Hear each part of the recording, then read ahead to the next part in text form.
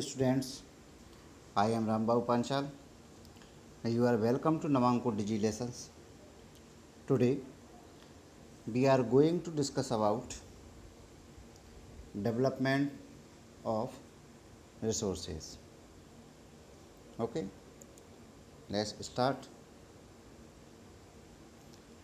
Development of resources. तो इस topic में हम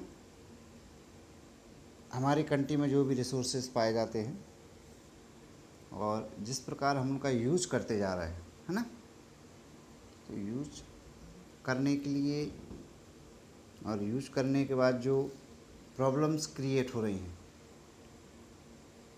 उसको हम कैसे सॉल्व कर सकते हैं और रिसोर्सेज का डेवलपमेंट किस टाइप से कर सकते हैं वो सभी डिटेल हम इसमें देखेंगे। तो हम स्टार्ट करते हैं। Resources are vital for human survival as well as for maintaining the quality of life.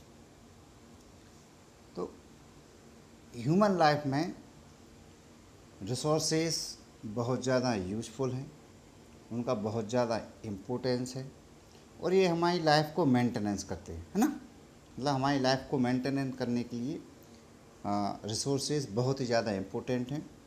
It was believe that resources are free gifts of nature. और ऐसा सोचा जाता था कि जो रिसोर्सेज होते हैं वो नेचर का हमारे लिए एक फ्री गिफ्ट है। एज ए रिजल्ट, और उसका रिजल्ट ये निकला, human beings use them indiscriminately and this has lead to the following major problems। और जिसका जो रिजल्ट हुआ कि मैन ने उनका बहुत ही लार्ज स्केल पर उसकी कोई प्लानिंग नहीं की, उनका यूज करते गए तो बहुत सारी प्रॉब्लम्स क्रिएट हो गई हैं। Number 1, depletions of resources for satisfying the greed of a few individuals. तो जिसके कारण जो रिसोर्सेज हैं उस पर जो ओनरशिप है वो कुछ लिमिटेड लोगों के हाथों में आ गया, है ना। मतलब कुछ लोगों के पास रिसोर्सेज है और बाकी के पास कुछ भी नहीं है, वो खाली हैं। Second, accumulation of resources in few hands which in turn divided the society into two segments, that is haves and have nots और रिच एंड पुअर। ओके, तो जिन लोगों के पास रिसोर्सेज पर ओनरशिप है वो रिच कैटेगरी में आए और जिनके पास रिसोर्सेज की ओनरशिप नहीं है वो पुअर बनते गए।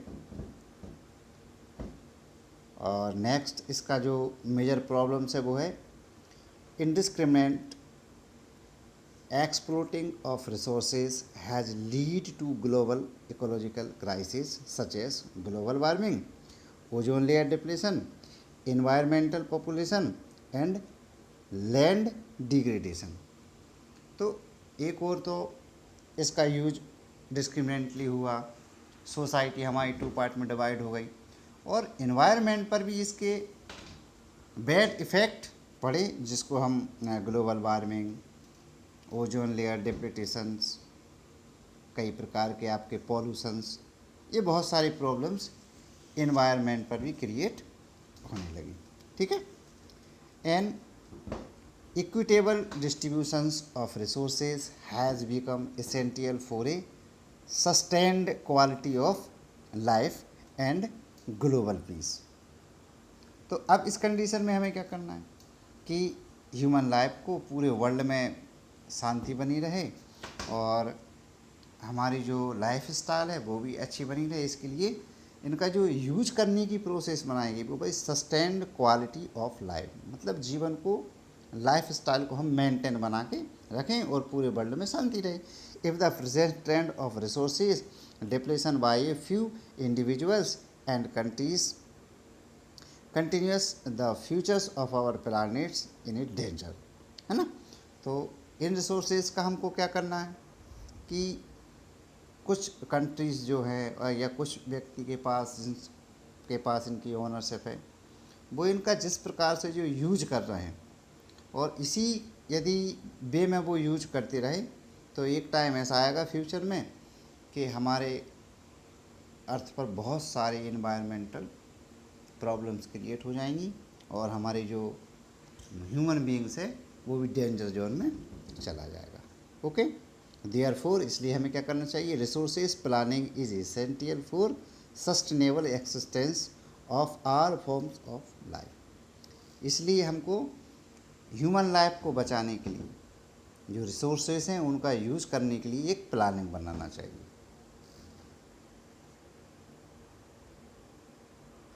Sustainable existence is a components of sustainable development, और जो सस्टेनेबल एक्सिस्टेंस है वो सस्टेनेटिव डेवलपमेंट का ये कंपोनेंट्स है। तो हम पहले ये देख लेते हैं कि सस्टेनेटिव नेबल जो है डेवलपमेंट होता है वो क्या होता है। इस डेवलपमेंट में ये इसका जो मेन बेस है वो ये है कि हम किसी भी रिसोर्स का यूज करें तो यूज करने के बेस पर हम उसमें ये भी डिसाइड कर लें कि फ्यूचर में भी हम उसको स्टोर करके रखें, मतलब कम्प्लीटली हमको उसको यूज नहीं करना है और एनवायरनमेंट जो है हमारा इम्बैलेंस भी ना हो। और इस प्रकार के डेवलपमेंट को हम सस्टेनेबल डेवलपमेंट बोलते हैं ना। क्लियर हुआ? चलिए और देख लेते हैं इसकी डिटेल में क्या दिया गया है। Sustainable economic development means development should take place without damaging the environment, and development in the present should not compromise with the needs of the future generations। कि हमें डेवलपमेंट भी करना है और हमारा इन्वायरमेंट पर कोई जो है अपोजिट इम्पैक्ट भी उस पर ना पड़े और हमारे फ्यूचर की जो जनरेशन्स हैं वो भी सेफ रहे, मतलब उनके लिए भी हमें स्टोर करके रखना है। Okay, next. अब इस प्रोसेस में जो भी वर्ल्ड स्टेज पर वर्क किए गए उसमें फर्स्ट है रियो डी जेनेरो अर्थ समिट 1992। सबसे पहले वर्ल्ड स्टेज पर जो इन्वायरमेंट को बचाने के लिए या इकोलॉजिकल बैलेंस को कंटिन्यू रखने के लिए जो एफोर्ट किया गया वो 1992 में ब्राज़ील की जो कैपिटल है रियो डी जेनेरो, वहाँ पर एक और समिट किया गया था। कब की गई थी? In June 1992। More than 100 heads of states met in Rio de Janeiro in Brazil for the first international earth summit. तो 1992 जून में लगभग 100 स्टेट के जो हेड थे वो ब्राज़ील के जो सिटी है रियो डी जेनेरो वहाँ पर इकट्ठे हुए, है ना। और वो जिस मीटिंग में हुए थे वो पूरे वर्ल्ड की फर्स्ट इंटरनेशनल अर्थ समिट के नेम से जानी जाती है। The summit was convent for addressing urgent problems of environmental protection and socio economic development at the global level. तो पूरे ग्लोबल लेवल पर ये डिसाइड किया गया कि वर्ल्ड में जो भी इन्वायरमेंट से रिलेटेड और इकोनॉमिक, चाहे वो सोशल हो, इन डेवलपमेंट से संबंधित जो भी मेन प्रॉब्लम्स हैं उन प्रॉब्लम को आइडेंटिफाई करना है और उनका सॉल्यूशन ढूंढना है। ओके,